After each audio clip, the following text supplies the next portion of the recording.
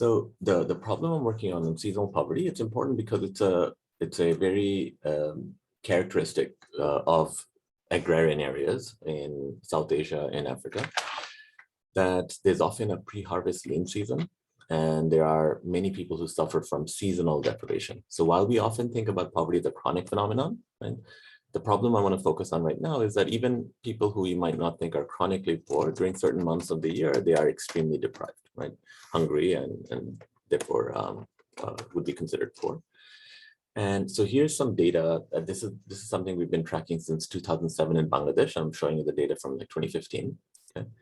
So what happens is this is data on food insecurity. So proportion of people who are reporting that they miss meals or restrict portion sizes, they don't get enough to eat, right? And what you see is certain months of the year, many people, like over 60% of these landless households, report missing meals. Over 20% report regularly missing meals, okay? So what's going on here? So I'll use the Bangladesh calendar to explain. So this July, August, this period over here, which is out here, that's when you plant. And then December, January is when you harvest. So during those two periods, planting and harvest, there's a lot of work available for the landless poor. They go supply their labor on other people's farms. But during August, September, October, that's when this period is when labor demand falls. There's not that much to do because you're waiting for the crop to grow, right? And so wages fall during that period. And unfortunately also happens to coincide with the period when the price of rice spikes up. Probably has to do with the fact that it's been the longest time since the last rice harvest. So this combination of high prices and low wages means something has to give, and that's caloric intake, right? There's not enough money, prices are high, and people have to cut back on food. Okay? This is not a new problem. This is a paper published in the journal Nature in 1884. You observe seasonality in the data that the British had collected in South Asia at that time. This is data from a demographic surveillance site in Bangladesh. You observe seasonality in the 1970s. This population was followed up in the 1990s. There was still seasonality. And then I've been now trying to track it systematically across different countries using contemporary data. And you do see patterns of seasonality in meals per day in Tanzania and Uganda, or in child wasting. So weight for height, like measurements of children that are very sensitive very quickly to the nutritional environment. You also see seasonal patterns there. Okay. So with all of that, based on sort of a back of the envelope calculation based on all these data, I think there's, something short of 1 billion people on Earth who are experiencing some sort of seasonal deprivation. Okay. And while this is an old problem, it's not going away very quickly. It might even get worse with the changing climate, and where in some parts of the world, seasonality might end up being even more acute. Okay. So why do we care about this problem? So one is that, if people aren't getting enough to eat for 3 months of the year, that's really bad, right? So they're no dietary diversity, no protein consumption. Like those are the different things I've observed in Indonesia and Nepal and Bangladesh. Those are the ways that people try to cope. And if children aren't getting enough to eat 3 months of the year, that might adversely affect their physical development, their cognitive development. That makes them less productive later in life, and could be a pathway to intergenerational transmission of poverty. Right? That's one reason we care. And the other reason we care is that this is also economically harmful and unproductive for the long run. So basically, when you're desperate and hungry, then you are forced into making decisions that may not be good for you and your family in the long run, right? So for example, this paper in Zambia, rural Zambia, by Fink et al. Shows that people are don't tend to their own farms, and during this hunger period, they just go work on other people's farms just to get some wages and something to eat, right? And then that lowers their agricultural productivity that season, okay? Whereas they would be in the long run better off if they had just paid more attention to their own farm. Then in Bangladesh, you see people forward selling their labor, saying that, look, I'll work for you for free during harvest. I know you don't have work for me now, but just give me something to eat, and I'll work for you for free later. So there's an implicit interest rate in that loan contract. And this paper shows that interest rate can be very, very high, right? People don't make investments, and that, like in fertilizer, for example, that reduces future payoffs. So that's the second category of reasons why this is important. Okay? So there are the ways that I've been thinking about how to address this problem is basically it's a failure of consumption smoothing. And how do you smooth consumption, right? There are two categories of ways. So one is you smooth intertemporally, which is you can save your past income to eat now, or you can borrow against your future income. right? But there are market frictions that prevent this type of smoothing. So we have large literatures, many scholars studying credit constraints and savings constraints over the last 20, 25 years, right? Now, the other way to smooth may be spatially, which is rather than thinking about borrowing against your future income, think about during that same time period going somewhere else, right? And finding work there if there's no work at home, right? So that would be about migration and sending back remittances. But we do also see some emerging evidence that there are trade and migration frictions, and it's fine. People might find it hard to travel.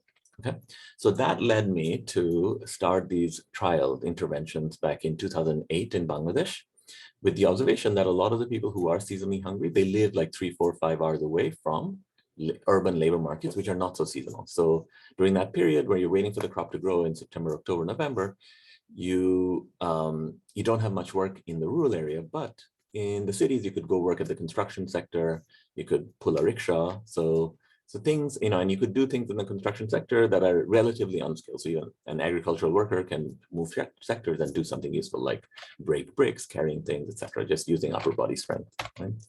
And so that led me to run this trial in 2008 in collaboration with Shamal Chaudhary and Garrett Bryan.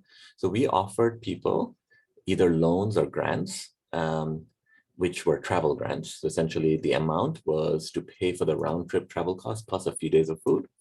With the only condition is that if you take this grant, it's conditional on somebody from this household going and migrating.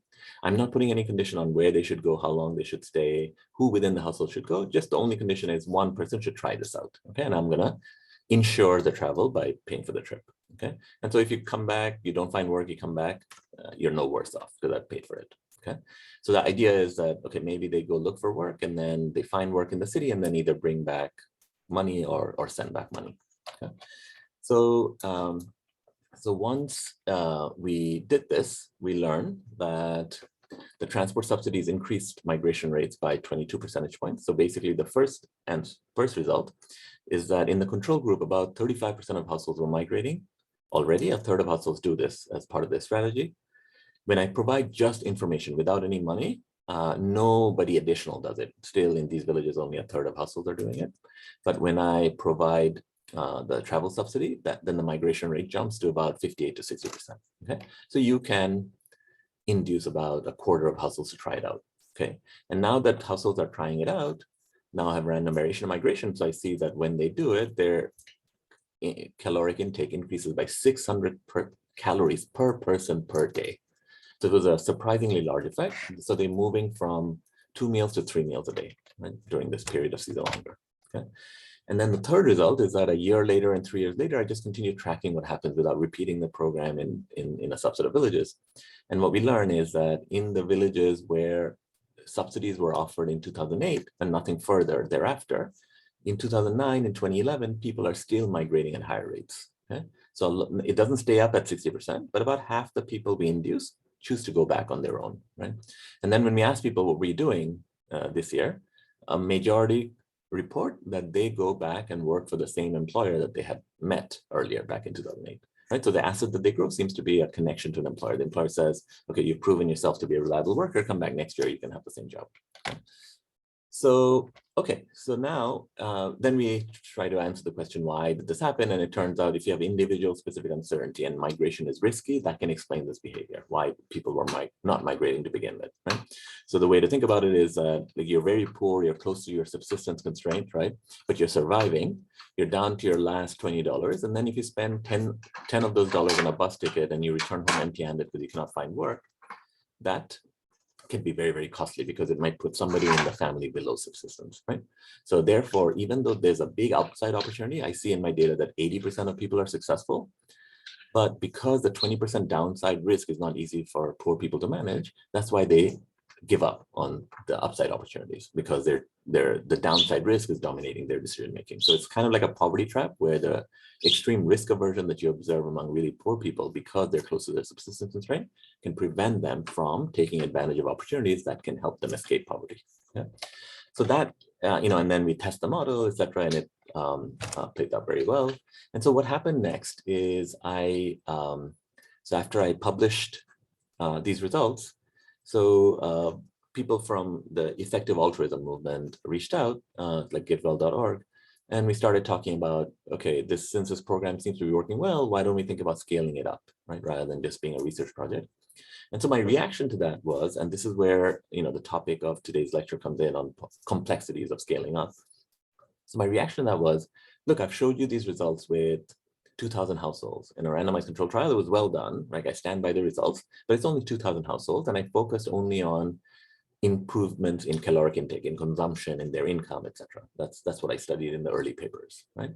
But if you start moving from 2,000 to 20,000 households or 200,000 households, then the world may not look the same. So even at the scale of 20,000, if you induce lots of people in the village to move, that might change the village economy, and it may have adverse consequences on other people in the village, right?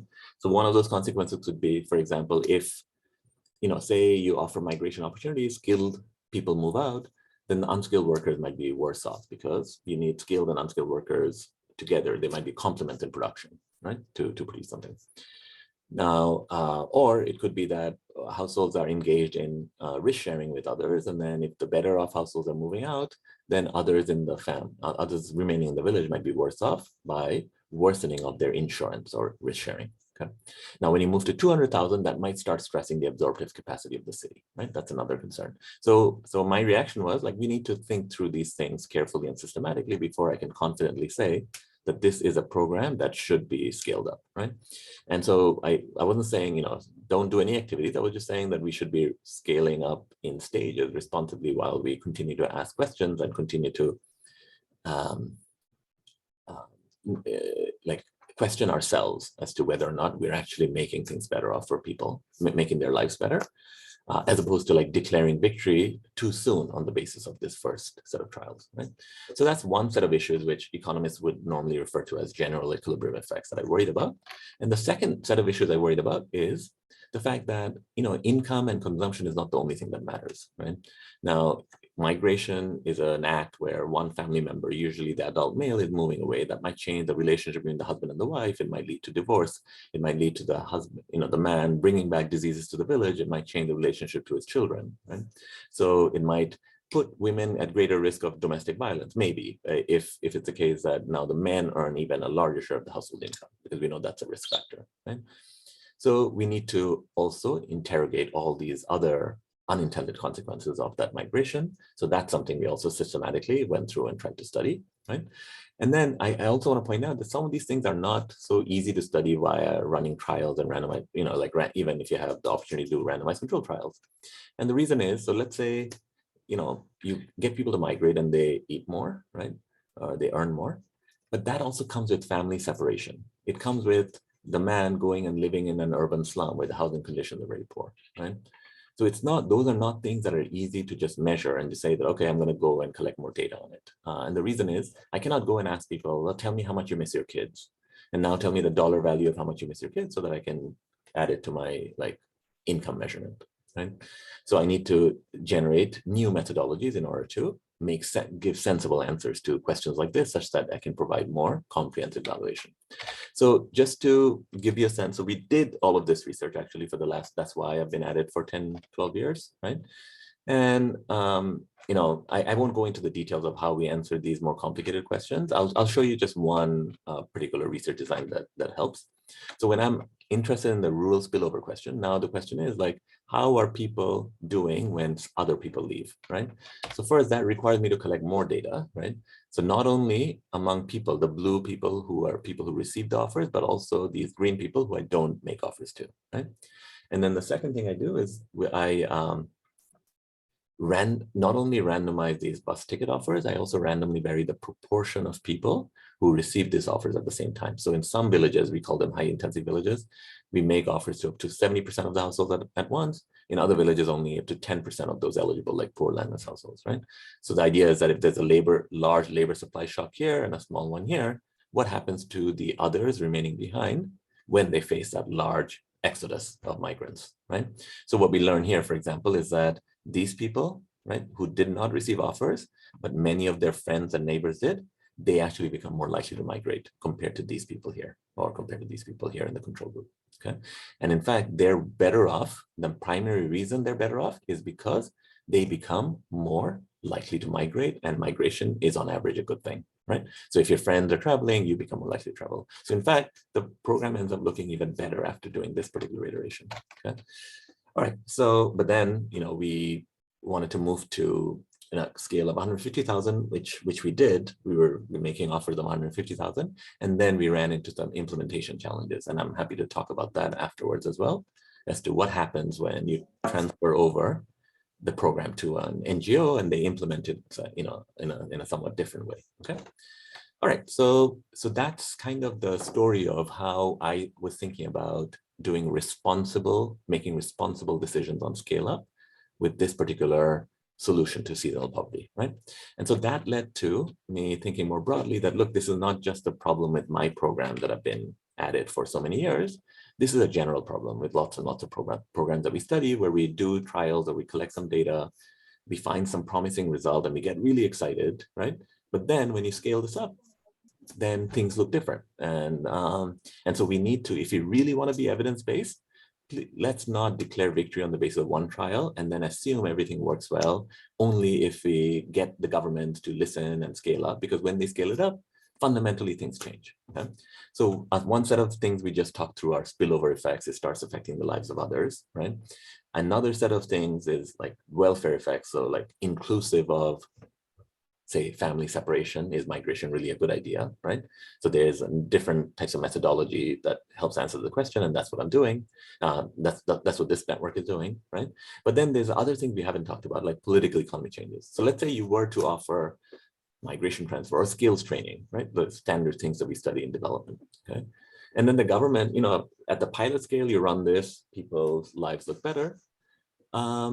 And the government doesn't necessarily notice or care because it's a small scale, pilot scale trial, right?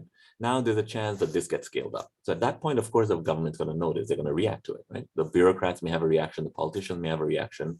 It could be that they simply say, oh, you're providing skills training here, so I'll redirect my resources elsewhere, right? And so at scale, the effect on those people's lives, the beneficiaries' lives, is not going to look the same. But it could be the opposite. When the government says, oh, you're providing skills training here, let me use my industrial policy, trade policy to build factories in this location to take advantage of the skilled workers, because there's complementarities in policy, right? And then at scale, the effects might look even better than what you saw in the trial, right? Or more complicated things might happen, like we've seen in one of my trials in Bangladesh in sanitation, that one week our field team calls me and says, oh, we're doing these, the distribution, voucher distributions for sanitation, for people to invest in sanitation. And the local politician wants to come and give a speech at the voucher distribution, right? So the politician was trying to associate himself with the program, okay? So now, if we mess up the information environment for voters, where we make it harder for them to figure out, is my politician actually a good politician or just an opportunistic person who takes advantage, and the voter doesn't know, right, whether the politician was really responsible for the program or not, right?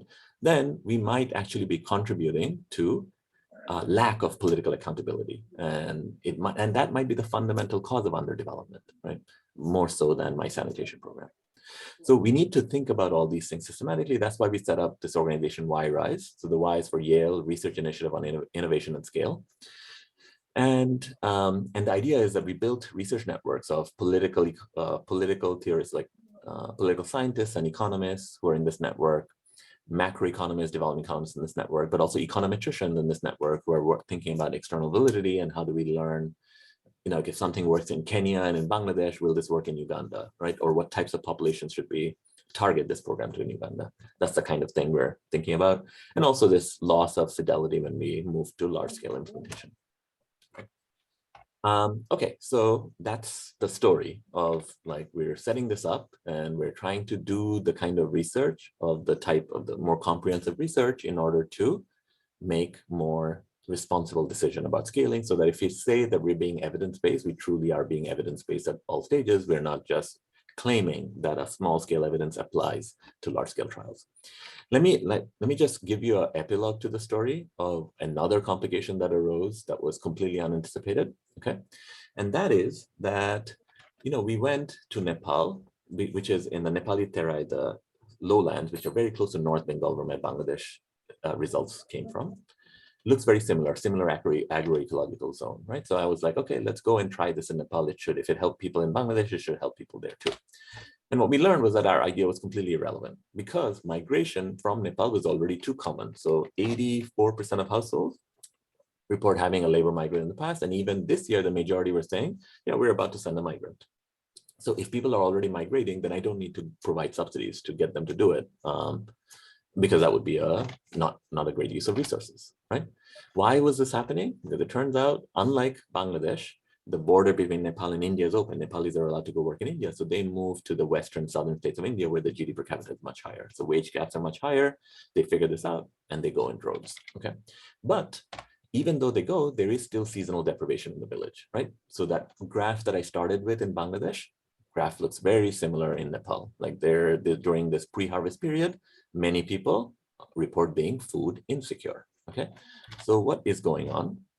What's happening is that even though people migrate and they earn in the destination, the remittances don't come back in time, okay? So if you look at the remittance data, I still have the red for the pre-harvest lean period and this is green for harvest season.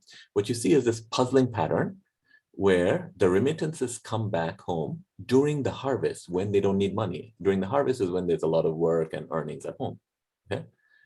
And then remittances are relatively low during the lean season. Okay, so we learned that, okay, the same problem exists. The problem is not that people aren't migrating. The problem is that there is a remittance friction, okay? And it's not allowing people to send back money in time, in the right time when they need it, okay? So then we said, okay, let's throw away our ideas. Let's start with a blank piece of paper. What would we do? Okay, so then we have to, in our blank piece of paper of what the problems were, we have to add another friction, right? Which is remittance transfer constraints. Okay, and so we're going to come back and try to run an intervention that addresses that specific constraints of remittances. Okay, and the way to think about what we did is that so this is the model of the world. Okay, so at home in the village there are two periods: that lean season and that harvest period. Okay, and then during the lean period you can move to a city and find work there, and it's usually the adult male that's moving. Okay, and what happens is that this adult male comes back home during the harvest. Okay, but that's when the family is reunited. Okay, and so what they would like to do is send remittances back. So you want to send back remittances, especially during period 1, directly to home during the lean period, but that remittance option doesn't seem to be there. You can only bring back remittances by hand at home.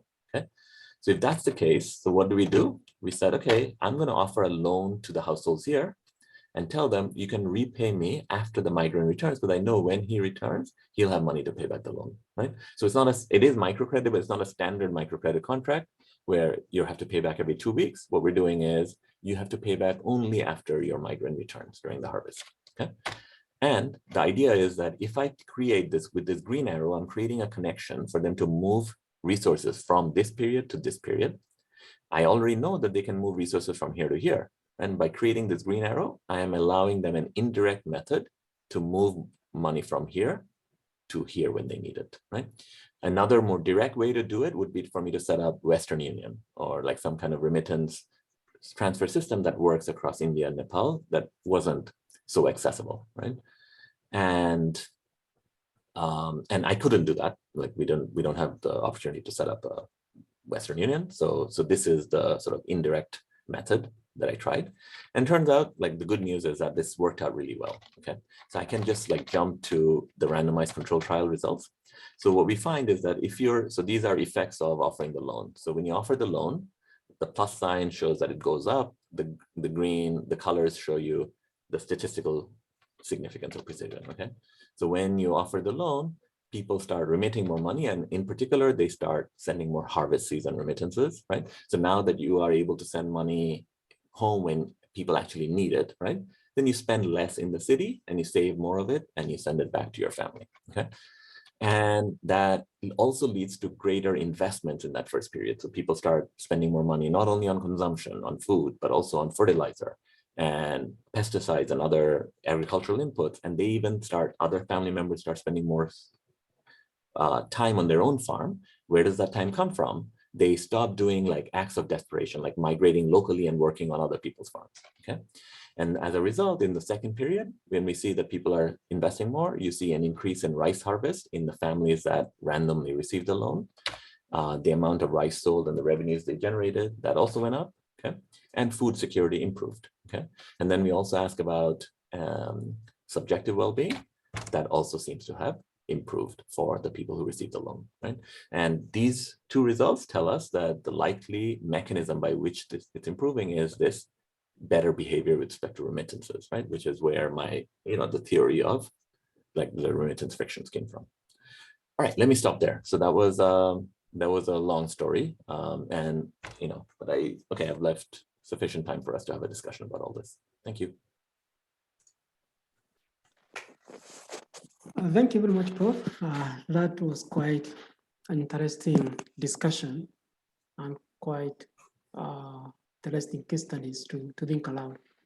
So what I'll do is that I'll just open the floor for questions, comments on the area, on the topic of today, and maybe see where the discussion goes. So if you have a question, you can just raise your hand or just unmute yourself and ask the question. And while people are doing that, I just wanted to say thank you, Jen, for organizing this, for ID Insight, for hosting, and for everybody for being here. I've watched ID Insight grow over the last 15 years with admiration. So a couple of my former students are now playing like central roles in the organization. So I'm very also proud to see what they've been able to do and what the whole organization has been able to do. Welcome, Prof. Yeah, we are very grateful. Yes, Tom, can go ahead. Professor, thank you so much for this. We really appreciate it. A lot of what you're laying out is these very context-specific points about the ways in which even just across a border from Bangladesh to Nepal, it turned out to be a very different solution that was necessary. Does Y-Rise attempt to assimilate sort of general lessons about scaling? How far have you got with that? Does that seem like a feasible project to you? Good. Yeah, that's an excellent question. So I'm going to choose to interpret the phrase general lesson about scaling in two different ways and give you two different answers, right? So of the 5 circles I put up, right, one of them was labeled evidence aggregation and external validity, right? So what the econometrics, so we've all heard a lot about external validity. You run a trial somewhere, you get, or it doesn't have to be a trial, you get evidence somewhere, does it apply elsewhere, right? Now the thing is that, the answer has been, oh, there's no external validity, but the answer cannot be, oh, we need to go and run trials everywhere, right? We should be able to be more efficient, which is there should be better ways for us to aggregate evidence and make predictions on the basis of like new methodological developments in meta-analysis. So by meta-analysis, not just the PubMed type, right, medical science type, where we just have an inclusion criteria and say, okay, here's what we learned across 20 studies.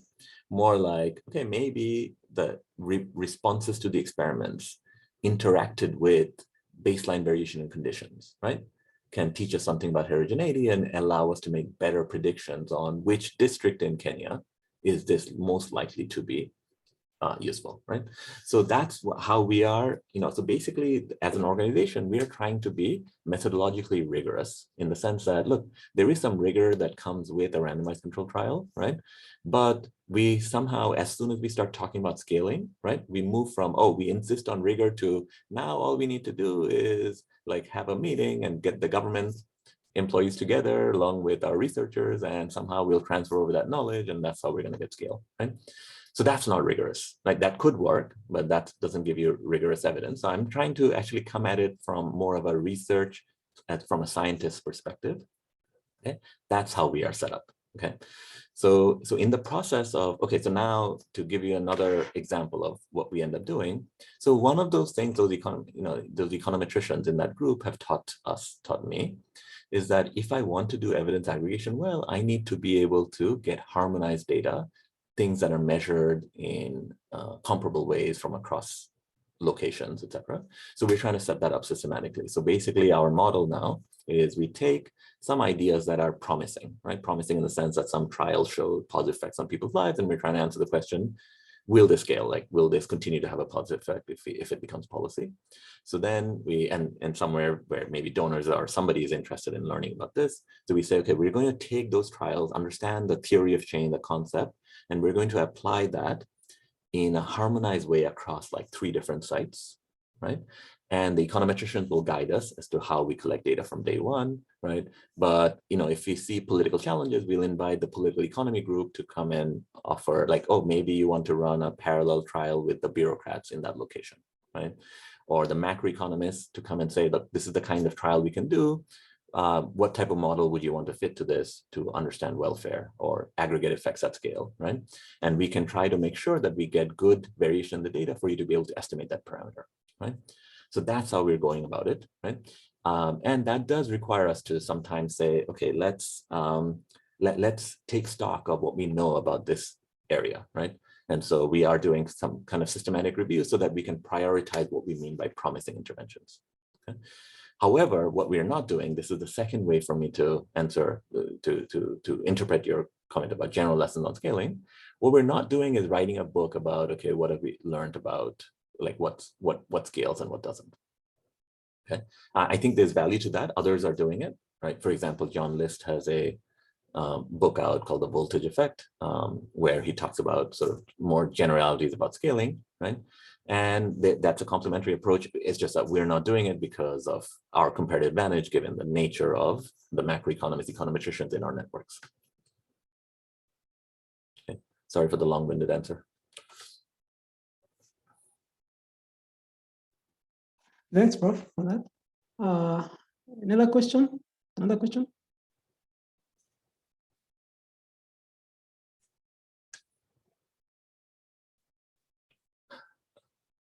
Viola, go ahead.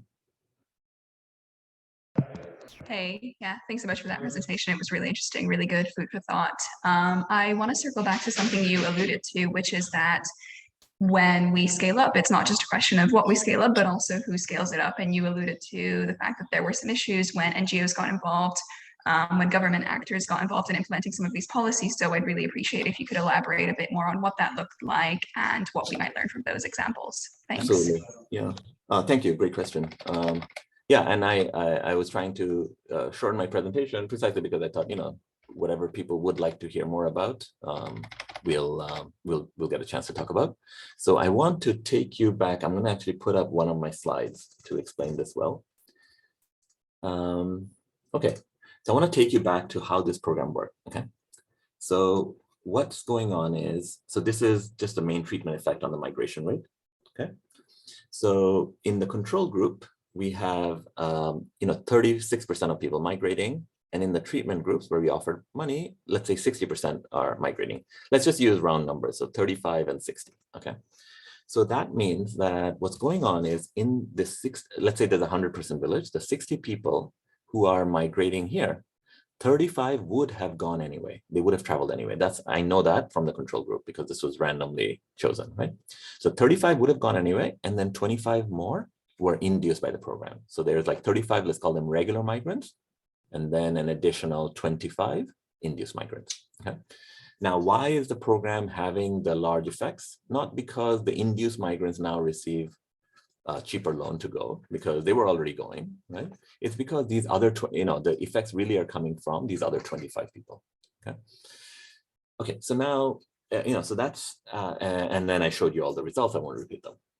Okay, so now we said, okay, this is the program we should be offering migration loans. So we gave it to a microcredit NGO that normally offers, standard microcredit programs like Grameen style programs, whether individual or group lending, but like, you got to pay back every 2 weeks, etc. And we said to them, look, this is another loan product that seems to be working really well. Do you want to add this to your portfolio? And they did. Okay? And so it was called a migration loan, right? Where what's different about it is that, okay, you take the loan, at the beginning of the agricultural season, like during the pre-harvest period, and then we'll wait for you to pay back until you return in January. Okay? So now, so then we, they wanted a budget, so we raised the money. Like this is what came from Silicon Valley, the effective altruism stuff. We transferred over money to that, via evidence action to this local NGO in Bangladesh called RDRS. And then they then set up, migration offices in various villages. Okay. So, and they're a microcredit organization, and the way their metrics of success and the way they measure things is like, okay, how many loans do I give out? Okay. And so we had to, that was a big question. So they asked Evidence Action for, okay, how many loans, what's the budget, etc. And so based on our trial result, they said, oh, we think this many loans will have to be given out. Okay. So it ended up being, so imagine in 100% village, it ended up being like if every migration officer got a target, you should be giving out at least 40 loans. Okay. Okay, so now those people go out and give out these loans, the migration officers. Okay. So what got lost in the implementation and in like how different organizations measure success is that, of course, if you tell a migration officer, your target is you need to be giving out 40 migration loans and make sure that these people migrate. Okay, who do you think they would target? Right, the easiest people to target are the people who are already eager to go. Right, so out of these 60, the 35 who are already going, they would line up first. Right, so what we observed was they gave out these loans, but most of the loans were given out to people who were going to go anyway. Right, so there was a problem of mistargeting, and mistargeting comes from the fact that their metric of success is I have to give out a certain number of loans, whereas my metric of success as a researcher is, do I make a change in people's lives? And if you're giving out loans to people who are already going, you're not making much of a change to their lives. Right? So I don't think the program, even though I wish, I mean, if we just go by their metrics, like I would call the program successful, I wish that was true, but I don't think we had that kind of an effect. And so we really need to change everything in this and in implementing this program. I don't know if that was clear, so please feel free to ask follow-up questions if you need to.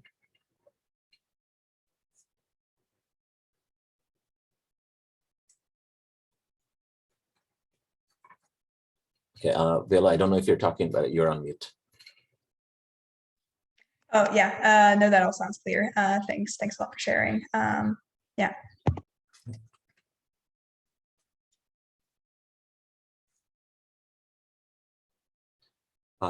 Torben, go ahead. You've been... Yeah, great. Hey, thanks so much, Mushfiq. I unfortunately missed your presentation, but I have a general question that relates to something that you said before in terms of like using systematic reviews to sort of like get a sense of where promising programs are. And I think in a lot of the work that we're doing, and like a new sort of like strand, but basically there's sort of this like objective role that evidence, is and should play, but then there's sort of like priors of policymakers, of politicians that you're working with that need to take decisions. And those are basically heavily influenced by their own perceptions. And basically, therefore, like we're wondering a little bit sort of like, can we elicit that information ex ante in a better way to then integrate that into study design? Like in this ideal world, you are Bayesian, the prior, the data, and you can sort of update and give a recommendation in terms of like how policymakers ought to behave. Mm-hmm. And I'm just wondering sort of like how you're thinking about that when you're designing these studies, how you're going about that, and sort of sort of like how that feeds into like the broader environment when we're thinking about like evidence use. Okay, sure. Yeah, so I think those are interesting ideas, but I mean, just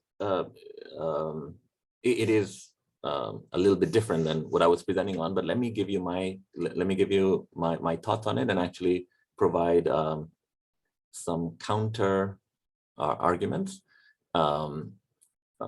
relative to like what I heard you, like maybe I was inferring that you might be a proponent of. Okay, so yeah, one way to proceed might be, and there is value to this, of like thinking ahead to what will lead to policy uptake, and should we sort of adjust our research strategy or questions or methods, right, in order to just ease the process of the second stage of like take up by policymakers. Okay, now in the case of, but in the last example I just gave, I'll use it again because the audience will see the connection, right? So I talked about how to address seasonal poverty. Seasonal migration was not the right strategy in Nepal, but addressing remittance frictions was, right? And the way I went around addressing remittance frictions was not by providing a remittance opportunity to people, right? I went about it in a very indirect way by providing a seasonal loan to people and connecting it to the remittance friction, okay? and just design the seasonal loan such that people could use could move their remittance or money around in an easier fashion. So like for the scaling question, right? Here's my counter argument, right? For the scaling question, if I were to go and advise the government of Nepal, I wouldn't say, okay, you need to go around providing all these loans, because loans are really expensive to administer, right? You need to have the infrastructure in place. I think the right policy scale solution to it is actually trying to create a remittance system such that poor Nepali migrants can more easily send money from their work location in India back to their home in rural Nepal. And that, I think, is the right policy solution. But I still chose to conduct the study, even though I wasn't able to, directly implement the policy solution that I believe in. I still chose to conduct the study in an indirect way, because the indirect method did allow me to say with a lot of confidence that remittance frictions are present, right? Even though my intervention had nothing to do with it. Okay. So my counter argument is that sometimes you might want to, design research, conduct research in a way that may be more relevant from an academic perspective or a theoretical perspective, right? Because it teaches you something about policy, even though the thing you're studying is not directly policy or policy relevant. Okay. So that's my, so I think there is something to what you're saying, but like, I don't think it's a one size fits all approach. And, there's enough researchers in the world that maybe we should be trying out both things. And I'll give you one final example. So in Malawi, you'll see, if you go to my website, click on research, you'll see a paper with Laurie Beeman and others, only paper I've written with Laurie. And there, what we did was we said, okay, we're going to use network theory to try and improve agricultural extension in Malawi, right? The network theory is not at all policy relevant. It just helps us understand, how information gets transmitted from one person to another, right? And that understanding was really critical.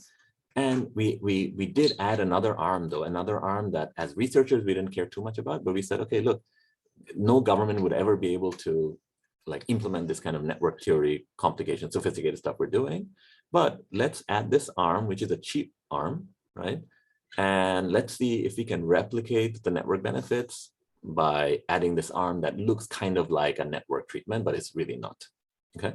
And so we tried that, and that program actually turned out completely failed. That particular arm completely failed. But we went back in the paper and we said, look, the network theory stuff works really well. And based on sort of simulations on the data, we think here are some scalable strategies, right? So my second example is also that you can produce something of value for policymakers, right? Even though you are focused on the academic questions. Okay. I just have two examples for that. Allison? Yeah, thank you so much for this presentation. I mean, as you know, ID Insights model or primary goal is to inform decisions. And so in the context of the impact evaluations that we conduct, often we are by design conducting them to inform decisions primarily around whether or not to scale either for the implementer or to the funder. And so I think we don't always have the luxury of doing kind of this two-phase evaluation or testing. And as your example or the case you presented today shows, some questions can't actually be tested necessarily in these smaller pilot impact evaluations. And so what is your recommendation to us as ID Insights to make sure that we are advising our clients to scale responsibly? Okay, great. Yeah, that's a very carefully crafted, well-worded question. Thank you. It is a fundamental challenge. It's not. I'm not going to be able to give you an easy answer, and the reason is I think I just want. I'm sorry to do this, but I'm kind of pouring cold water on what we claim as evidence-based policymaking, and that we've really improved matters. So it is true that the situation today is much better than it was like 25, 30 years ago, right? Or even more recently, and like in some of the interactions I've had with the World Bank and various country offices and how I saw decisions getting made, right? So we were in many ways in an evidence-free environment, and we just went along with things that we believed in or trusted. Maybe they were good ideas, right? Not all of them were bad, right? But we weren't really insisting on evidence. And then the whole world moved in the last 25 years, thanks to like a lot of hard work put in by people like Esther Duflo, right? The whole world moved to like insisting on evidence, right? And I think that has improved matters, because when you are asking that scaling question that you are interested in advising your clients on, right? That pilot scale trial is a useful input to it, right? I'm not saying it's irrelevant. It is very useful. All I'm saying is that it's not if you really truly want to be evidence-based, it's not the only input that you need, right? So I think but I hear you that like, so what I'm saying is that, okay, look, if you really want to claim you want to be evidence-based, right? On just personally, but the second personally meaning as an organization. But on the other hand, we also, as human beings, should care about whether all this money, effort, resources we're putting in are actually improving people's lives, right? And if you keep harking back to, oh, look at that trial we did back in 2006, right? That proves that it's actually improving people's lives, right? We need to be a lot more modest than just continuing to hark back to one trial, which may or may not be relevant at all to how the program is being designed right now. So one of the things we're doing at YRISE is setting up a big partnership with BRAC in Bangladesh, right? Where, and BRAC is eager because they're like, yeah, as staff members at BRAC, of course, to our donors, we have to say that, look, we have that trial to back our thing up, back our activity up. But we know, like those of us who are working in the field, we know it's not working in the same way, right? So, I think this is a case where there's no shortcut, right? Like if you really want to be evidence-based, then you really have to do that hard work. So we have to get more used to a culture of asking questions of ourselves, right? That things may not continue to work the same way just because I have first stage evidence, right? And none of that is practical recommendations that you asked for. I'm sorry, right? So let me end with at least a practical one, which is that let's not, instead of declaring victory on the basis of one trial, right? Let's actually get into the habit of, as we are implementing projects, let's continue collecting data, okay? Continue collecting information, because at the very least we can do is, if you're not solving problem, is checking periodically, right? That whether this is actually improving people's lives or not, because that's why we're supposed to be in this business, right? And I know it's easy for me to say, but I know it's a really hard thing to accomplish. And the reason is, when you keep asking questions of a program everybody believes in, you can at best get bad news, right? Or at best get no new news, right? Or more likely get news that's not as good as whatever got us excited to begin with, right? And so it requires a fundamental change in culture. So part of what I'm doing, why I agreed to give this talk, right, why I'm spending a lot of time talking to other organizations and donors, right, is to try to get that into everybody's DNA.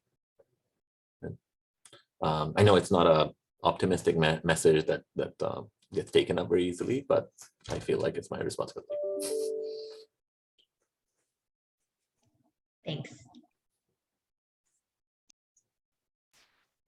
So thank you very much. That was quite a great discussion.